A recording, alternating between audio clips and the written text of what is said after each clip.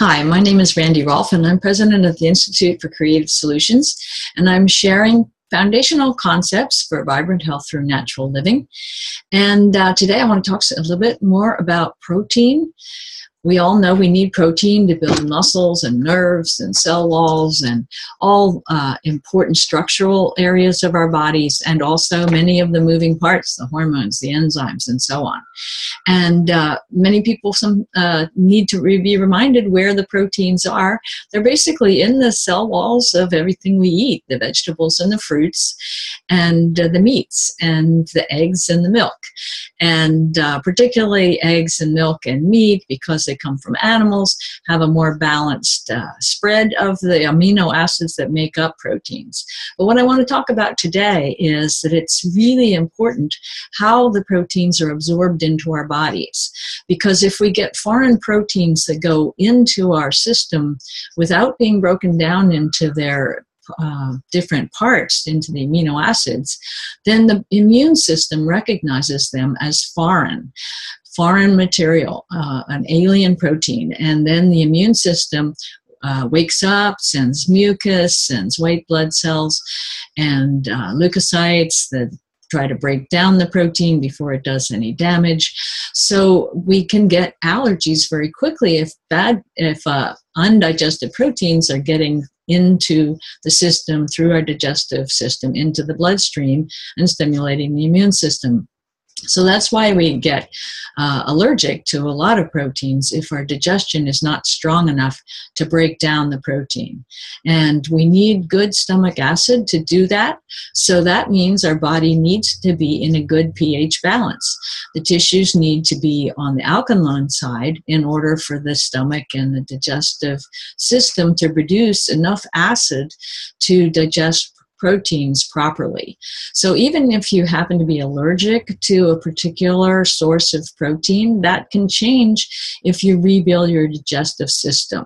Don't feel that forever you can never eat eggs or nuts or wheat or something that that has stimulated your immune system in the past. You need to rebuild your digestive system, and in most cases, you can gradually bring those foods back into your diet.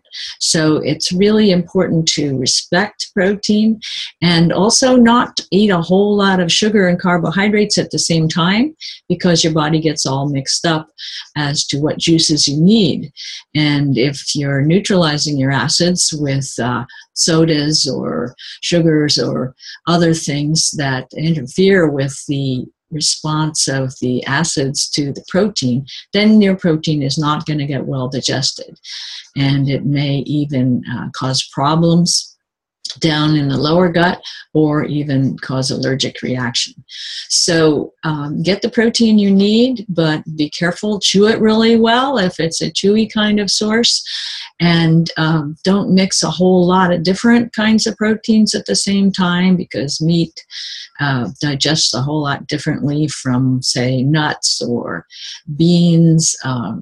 Traditional societies usually tell you what proportions to eat your protein. And there are many societies that are mostly vegetarian that have a combination of 2 parts grain to 1 part beans. And over thousands of years, they figured out that's a good balance for nourishing the body, and then having vegetables on the side. But then there are other cultures that eat, mostly eggs and dairy, or cultures in the tropics that mostly eat seeds and nuts and occasional beans and a whole lot of vegetables. So, like I said before, it's good to look at your ancestral diet and look at those proportions, particularly with respect to protein, and what to accompany the protein with, to have not what we call a balanced meal so much as a highly digestible meal. And the last thing I'd like to say is be sure in having some protein in the morning.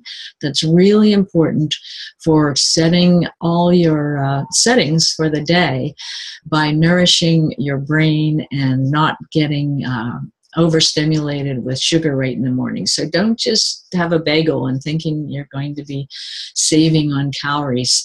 Get some protein. Much better to have a hard-boiled egg or even a handful of almonds than just a piece of toast or a bagel. So that's it for today about protein. Randy Rolfe from the Institute for Creative Solutions. Check us out at randyrolfe.com or on Facebook. Thanks.